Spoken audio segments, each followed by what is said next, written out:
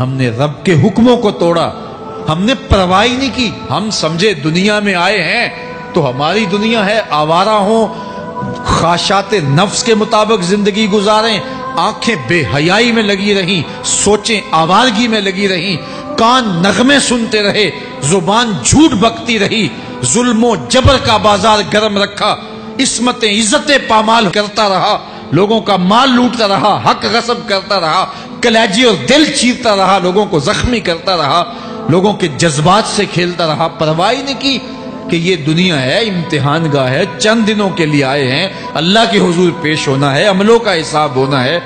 اب جب وہ دیکھیں گے کہ ہمارے ساتھ کیا ہونے والا ہے تو ان کے چہرے پہلے بگڑ جائیں گے۔ کیوں؟ وہ گمان کریں گے کہ ان کی ریڑھ کی ہڈی توڑ دی جائے گی، ایسے عذاب آئیں گے جس طرح کسی کی ریڑھ کی ہڈی ٹوٹ جائے تو اس کا چہرہ شگفتہ گلاب تو نہیں ہوتا، اس کا چہرہ جو ہے وہ تو کس قدر مرجھایا ہوا ہوتا ہے۔ تو اللہ ارشاد فرماتا ہے اس طرح ان کے چہرے ہوں گے۔ ابھی عذاب آیا نہیں ہے لیکن چہرے پہلے اترے ہوئے ہوں گے، اور جب عذاب کی بھٹی میں ڈالے جائیں گے، اللہ اکبر، اور وہ سخت عذاب، حضور نے جبریل امین سے پوچھا مجھے جہنم کے عذابوں کا ذکر سناؤ۔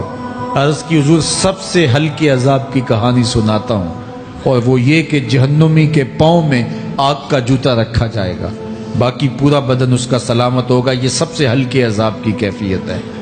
اب پاؤں میں آگ کا جوتا ہوگا، حدت، گرمی، شدت اتنی ہوگی کہ دماغ پگھل کے ناک اور کانوں کے راستے سے باہر آ جائے گا۔ پاؤں میں رکھے ہوئے جوتے کی گرمی دماغ کو ایسے چڑھے گی کہ وہ پگھل جائے گا اور ناک اور کانوں کے راستے سے باہر آ جائے گا۔ تو اللہ کے عذاب کے خوف سے چہرے بگڑ جائیں گے، حالت سلامت نہیں رہے گی۔ یہ بات ذہن میں رکھیں کہ اللہ جس کو جہنم میں ڈالے گا اس کو اس صورت میں نہیں ڈالے گا، یہ محمدی صورت ہے، یہ شکل اس کی چھین لی جائے گی اور اس کی شکل بڑی کر دی جائے گی۔ اس کا ایک ایک دانت احد پہاڑ جتنا ہوگا۔ احد پہاڑ کا پھیلاؤ 15 کلومیٹر پہ ہے، 15 کلومیٹر کا ایک دانت، اور 32 دانت کتنے ہوں گے تو منہ کتنا بڑا ہوگا۔ اس کو اتنا بڑا اس لیے کیا جائے گا تاکہ وہ عذاب کی تکلیف زیادہ سہے۔ 70 گز موٹی کھال ہوگی، اور کھال جل جائے گی تو اللہ قرآن میں فرماتا ہے ہم نئی کھال دے دیں گے تاکہ عذاب کی تکلیف اس کو گوارا کرنی پڑے۔ پھر چیخے گا، چلائے گا، ہائے مجھے پانی دو، پانی دو، پیاس کی شدت ہے۔ 70 سال تک تو اس کی کوئی آواز ہی نہیں سنے گا۔ 70 سال کے بعد داروغہ جہنم چیخ کر کہے گا کیا مانگتا ہے؟ وہ بولے گا مجھے پانی چاہیے۔ کہا جائے گا تو بے بھی ملتا ہے پانی۔ پھر داروغہ جہنم اسے پانی دے گا، کوکا کولا کی بوتل دے گا یا پیپسی تھما دے گا یا منرل واٹر کی بوتل دے گا؟ نہیں، قرآن بتاتا ہے اسے مائے حمیم دیا جائے گا، کھولتا ہوا پانی، اور وہ اتنا گرم ہوگا جب پینے کے لیے چہرے کے قریب کرے گا اس سے اٹھتی ہوئی بھاپ کی وجہ سے چہرے کی کھال ادڑ کے اس کے اندر گر پڑے گی، لیکن اس کے باوجود اس کو پینا پڑے گا۔ اللہ فرماتا ہے یہ دنیا ہی سب کچھ نہیں ہے، سمجھ لیا یہی سب کچھ ہے، آخرت کو بھول گئے، صبح اٹھے کام پہ چلے گئے، شام آئے آوارگی میں چلے گئے، صدائیں آتی رہی حی علی الصلاۃ حی علی الفلاح، کوئی پرواہ نہیں کی، نہ پیشانیوں نے سجدے کیے، نہ سوچوں میں پاکیزگی آئی، زندگی یوں گزار کے چلے گئے۔ ایسے نہیں، کہا ایک وہ ہوں گے جن کے چہرے شگفتہ گلاب ہوں گے، ایک وہ ہوں گے جن کے چہرے بگڑے ہوئے ہوں گے۔ اللہ اکبر، کلا اذا بلغت التراقی، یہ تو قیامت کا منظر ہے نا، قیامت سے قبل بھی ایک منظر ہے، اللہ اس منظر کو بھی بیان کر رہا ہے، کلا اذا بلغت التراقی، ہاں جب جان گلے کو پہنچ جائے گی۔ اے انسان تیرے اوپر وہ گھڑی بھی آنے والی ہے، وہ وقت بھی آنے والا ہے جب سانس اس ہنسلی میں اٹک جائے گا، جب سینے سے بھی سانس اوپر چلی گئی، اب ڈاکٹر بھی لا علاج قرار دے رہے ہیں کہ اب علاج نہیں رہا ہے، جان بس اب نکلنا چاہ رہی ہے، اور کہا جائے گا کوئی جھاڑ پھونک والا بلاؤ۔ اب ڈاکٹروں نے تو جواب دے دیا، اب سانس اٹک گئی گلے میں، چند لمحوں کی مہمان ہے، اب ڈاکٹروں نے کہا اب ہماری جانب سے لا علاج ہو گیا، اب لے جاؤ اس کو گھر، یا وینٹیلیٹر پہ ڈال دیتے ہیں اس کو، بس اب ہماری جانب سے کوئی اس کا علاج نہیں ہے۔ اب گھر والے روتے ہیں، کہتے ہیں کوئی جھاڑ پھونک والا لاؤ، کوئی دم والا لاؤ، شاید وہ کوئی دم کرے تو اس کی جان میں جان آ جائے۔ ڈاکٹروں نے تو لا علاج قرار دے دیا۔ وَظَنَّ عَنَّهُ الْفِرَاقُ، اللہ فرماتا ہے یہ تو جھاڑ پھونک والے کو ڈھونڈ رہے ہیں، لیکن جس کی سانس یہاں اٹکی ہے وہ سمجھ گیا ہے اب موت آ گئی ہے، اس کو یقین ہو گیا ہے کہ اب موت کے لمحے آ گئے ہیں، اب میں بچ نہیں پاؤں گا، اب آنکھیں تاڑے لگی ہوئی ہیں۔ وَالْتَفَّتِ السَّاقُ بِالسَّاقِ، پنڈلی پہ پنڈلی چڑھ رہی ہے۔ جب موت آ جاتی ہے تو پھر پنڈلی سے پنڈلی لپٹ جاتی ہے، اس کو پھر جدا کرتے ہیں اور جدا کر کے دونوں انگوٹھے باندھ دیتے ہیں تاکہ پنڈلی کے اوپر پنڈلی نہ چڑھے۔ اللہ وہ منظر بیان کرتا ہے، صاحب یہ وقت آنے والا ہے جب دونوں انگوٹھے باندھ دیے جائیں گے، جب ناک میں روئی ٹھونس دی جائے گی، جب چٹے لباس میں کفن دیا جائے گا، جب غسال کے سامنے بے بس پڑے ہوں گے، وہ چاہے یہ بازو اٹھائے چاہے یہ بازو اٹھائے، گرم پانی ڈالے یا سرد پانی ڈالے، جب بس پڑے ہوئے ہوں گے جو ہے وہ غسل دینے والوں کے، اور ناک میں روئی ہوگی اور دونوں انگوٹھے آپس میں بندھے ہوں گے، یہ محل، یہ ماڑی، یہ کوٹھیاں، یہ بنگلے جس کو سویر شام لگ کے حلال حرام کی تمیز کیے بغیر بنایا تھا، غوث اعظم رضی اللہ تعالیٰ عنہ بولے مکان بنا رہا ہے، بسیں گے اور حساب تو جا کے دے گا، اور یہ تو ایک رات بھی تجھے اس گھر کے اندر نہیں رکھیں گے کہ چلو ایک رات مہمان رکھ لیں، کہتے ہیں نہیں نہیں مہمانوں نے بھی جانا ہے تو جلدی کرو اس کو سپرد کراؤ، وہ تو تیرا لباس بھی پھاڑ کے اتاریں گے، خود غسل دینے کے لیے تیار بھی نہیں ہے، تجھ سے خوف آنے لگا ہے، جاندی واری ڈرونا بنے ہوتے ہاتھ نہ لاندے ڈر دے، جنہ لئی تو پاپ کمائے اج کتھے نہیں تیرے کر دے، آج تو وہ تیرے ساتھ تجھے غسل دینے کے لیے آمادہ نہیں ہے۔ وَالْتَفَّتِ السَّاقُ بِالسَّاقِ، جب پنڈلی پہ پنڈلی چڑھنے لگ جائے گی، إِلَىٰ رَبِّكَ يَوْمَئِذٍ الْمَسَاقُ، اس دن تیرے رب کی طرف ہی لوٹ کے جانا ہے۔ فَلَا صَدَّقَ وَلَا صَلَّىٰ، اس نے نہ تو سچ مانا اور نہ نماز پڑھی، وَلَٰكِنْ كَذَّبَ وَتَوَلَّىٰ، ہاں جھٹلایا اور منہ پھیر کے چل پڑا۔ ثُمَّ ذَهَبَ إِلَىٰ أَهْلِهِ يَتَمَطَّىٰ، پھر اپنے گھر کو اکڑتا ہوا چلا۔ اولا لک فاولا ثم اولا لک فاولا، تیری خرابی آ پہنچی، ہاں تیری خرابی آ پہنچی۔ ایحسب الانسان ان یترک سدی، انسان دنیا میں یہ گمان کرتا ہے اس کو سدا چھوڑ دیا جائے گا۔ سدا عربی میں ایسے اونٹ کو کہتے ہیں جس کی مہار کسی کے ہاتھ میں نہ ہو، شترے بے مہار، جہاں مرضی جس گھاٹ سے چاہے پانی پیے، جہاں سے مرضی چارہ لے، تو شترے بے مہار کو کہتے ہیں سدا۔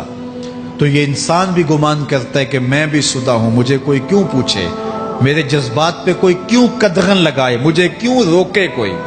بالخصوص جوانی کے ایام کے اندر جوان کو بڑا ہوتا ہے کہ کوئی مجھے کیوں، وہ تو ماں باپ کے کہنے میں بھی نہیں آنا چاہتا، وہ کہتا ہے کیوں مجھے روکتے ہیں، میری جوانی ہے، میرے جذبات ہیں، مجھے آزادی سے جینے دو، کیوں میرے راستے میں رکاوٹ بنتے ہو، میں سدا ہوں۔ اللہ فرماتا ہے نہیں، ایک اونٹ تو سدا ہو سکتا ہے، جس کو میں نے اشرف المخلوقات بنایا ہے اس کو تو سدا نہیں چھوڑوں گا، اس کو تو پابند بناؤں گا حکام کا۔ اب وہ کہتا ہے کہ نہیں نہیں، یہ کیسے دوبارہ اٹھائے جائیں گے؟ اب دوبارہ وہی بات پھر آ گئی، الم یک نطفۃ من منی یمنی، اللہ فرماتا ہے ایک بوند تھی نا، پانی کا ایک قطرہ تھا جو رحم مادر میں رکھا گیا، ثم کان علقہ، پھر وہ پانی کا قطرہ لوتھڑا بنا، فخلق فسوی، پھر اللہ نے اسے پیدا فرمایا اور پھر ٹھیک ہموار کیا، فجعل منہ الزوجین الذکر والانثی، پھر اس سے وہ جوڑ بنائے، کوئی مرد بنایا کوئی عورت بنائی۔ کہا اب غور کر، اب تیری آنکھیں دیکھتی ہیں، بجلیاں چمکتی ہیں، تیری زبان کا طوطی بولتا ہے، لوگ اشش کرتے ہیں تیری گفتگو پہ، تیری گفتار پہ صدقے جاتے ہیں، تیرے لہجے کے جمال کو دیکھتے ہیں، تیرے سینے کا زور، تیرے پنجوں کی طاقت، تیری دماغ کی تیزیاں اور تیری سوچوں کے اجالے، تیری زوردار ٹانگیں، تیرے کڑیل بازو اور تیری چوڑی چھاتی اور تیرے گلاب کی پتیوں جیسے ہونٹ، اے انسان یہ سب کچھ کہاں تراشا گیا؟ ماں کے رحم میں، اس تاریکی میں جو 3 پردوں میں تھی، تیرا سر تیرے گھٹنوں میں تھا، اور تیرے رب نے وہاں تیرے اندر نسوانیت یا رجولیت کی صلاحیتیں پیدا کی، تیری آنکھوں میں چمک پیدا کی، تیرے کانوں میں نغمے بکھیرے، تیری زبان کے پٹھوں پہ قوت ذائقہ رکھی، تجھے بولنے کی صلاحیت دی، تیرے پنجوں میں زور رکھا۔ آج تو مفتی شہر ہے، آج تو علامۃ الدہر ہے، آج تو قاضی القضات ہے، آج تو منسٹر ہے، آج تو وزیر اعظم ہے، آج تو پہلوان ہے، آج تو شہزادہ ہے، آج تو بادشاہ ہے، آج تو زوراور ہے، آج تیری طاقت کے کیا کہنے، آج شیروں کو تو نچا لیتا ہے، ہاتھیوں کو تو بٹھا لیتا ہے، آج تو بڑا زوراور گھڑ سوار ہے، آج تیری طاقت کے کیا کہنے، تو کشتی کرتا ہے، زمانہ دیکھنے آتا ہے، آج تیری طاقت کے شوہرے ہیں، تیری عظمت کے تنتنے ہیں، لیکن انسان تو ایک ناپاک قطرہ تھا اور رحم مادر میں تھا۔ تیرے اندر یہ رنگ کس نے بھرے؟ تیرے کانوں میں نغمے کس نے رکھے؟ تجھے دماغ کی قوتیں کس نے دی؟ زبان کو بولنا کس نے سکھایا؟ آنکھوں میں توانائیاں کس نے رکھی؟ تیری زبان کا طوطی بولتا ہے، یہ سلیقے کس نے دیے؟ پھر اللہ فرمایا، کتنا زوردار بیان ہے، الیس ذالک بقادر علی ان یحیی الموتى، جو ماں کے پیٹ میں ایک نطفے کو ایک خوبصورت انسان بنا سکتا ہے، ہڈیوں کو جوڑ کے دوبارہ انسان نہیں بنا سکتا؟ کیا وہ دوبارہ تجھے کھڑا نہیں کر سکتا اپنے سامنے پیش ہونے کے لیے، جس کے حکموں کو تو نے توڑا ہے، جس کے فرامین کا تو نے مذاق اڑایا ہے؟ کیا وہ اتنا ہی بے بس ہے کہ اپنے حضور تجھے جو ہے وہ کھڑا ہی نہیں کر سکتا ہے؟ جس رب نے تجھے ماں کے شکم میں شکل دی، حضرت شیخ فرید الدین عطار بولتے ہیں، سانے کستی سلاتی می شود، ایسا کاریگر ہے مٹی سے بادشاہ بنا ڈالتا ہے۔ اس نے مٹی سے دارا و سکندر بنائے، اس نے مٹی سے جو ہے وہ رستم و سہراب بنائے، اس نے مٹی سے کیا کیا بنا دیا، جو مٹی سے بادشاہ بنا سکتا ہے، جو نطفہ رحم مادر سے جو ہے وہ شکل اور صورت اور رنگ اور جمال بنا دیتا ہے۔ تیری صورت نکھرتی ہے، تیرے ہونٹ گلابی ہیں اور تیری نرگسی آنکھیں ہیں، تیرے ریشمی بال ہیں اور تیری خوبصورت رنگت ہے، تو چال چلتا ہے تو لگتا ہے قیامت چل رہی ہے، تیرا قد رانا جو ہے وہ صنوبر کو شرماتا ہے، تیری گفتار کے تنتنے ہیں۔ جس نے اتنی خوبصورت شکل ماں کے رحم میں بنائی، کیا وہ ہڈیوں کو جوڑ کے دوبارہ انسان نہیں بنا سکتا؟ وہ دوبارہ انسان بنائے گا اور پھر تجھے اپنے حضور کھڑا کرے گا۔ اور ایک حدیث میں آتا ہے، اللہ بندے کو اپنے حضور کھڑا کرنے کے بعد اپنے سامنے سے ہٹنے نہیں دے گا جب تک 5 سوال نہیں پوچھ لے گا۔ ان عمرہ ہی فیما افنا ہو، اس کی عمر کے بارے میں پوچھے گا، کہاں ضائع کی؟ میں نے تجھے زندگی دی، 60 سال 70 سال 40 سال 50 سال، اس زندگی کو کہاں گزار کے آیا ہے؟ ان شبابہ فیما ابلا ہو، اس کی جوانی کے بارے میں پوچھا جائے گا، جوانی کہاں گزار کے آیا ہے؟ مجنوں تو نہیں بنا رہا، خواہشات کا اسیر تو نہیں ہو گیا، دیوانوں کی طرح زندگی تو نہیں گزار کے آ گیا؟ تیری جوانی کسی چوک میں تو نہیں گزری، تیری جوانی آوارگی میں تو نہیں گزری، ساری رات سوشل میڈیا کے اوپر گندگی اور غلاظتیں تو نہیں دیکھتا رہا؟ تیری زندگی گزری کہاں ہے؟ تیری جوانی گزری کہاں ہے؟ اگر کوئی جواب نہ ہوا تو پھر کیا جواب دے گا؟ اور وہ کتنا خوش نصیب ہوگا جو کہے گا، مالک میری جوانی سجدوں میں گزری، میری جوانی قیام میں گزری، میری جوانی رکوع میں گزری۔ میرے حضور فرماتے ہیں، سبعۃ یظلھم اللہ فی ظلہ یوم لا ظل الا ظلہ، 7 اشخاص ایسے ہیں قیامت کے دن جب کوئی سایہ نہیں ہوگا، اللہ ان 7 کو اپنے عرش کا سایہ دے گا۔ ان میں سے دوسرا شخص میرے حضور نے بیان فرمایا، وشاب نشأ فی عبادت اللہ، وہ جوان جس کی جوانی اللہ کی عبادت میں گزری۔ جوانوں، اپنی زندگی کو مالک کی دہلیز پہ لے آؤ۔ جوانی وہی ہے جو مالک کی چوکھٹ پہ گزرے۔ اپنے دل کا تعلق جوڑو، عشق کرنا ہے تو پھر آمنہ کے لال سے کرو۔ محبت کا رشتہ ان سے جوڑو، تعلق کا ربط ان سے قائم کرو، جوانی کو دین کی راہ پہ ڈالو۔ اللہ اکبر۔ سنو میرے حضور کا فرمان، انا حبیب اللہ، میں اللہ کا حبیب ہوں۔ پھر فرمایا الشاب التائب حبیب اللہ، جو جوان جوانی میں توبہ کرے وہ بھی اللہ کا حبیب ہے۔ آؤ اللہ کے حبیب بن جاؤ، اللہ کے حبیب بن جاؤ، اللہ کے حبیب بن جاؤ، اللہ کے محبوب بن جاؤ۔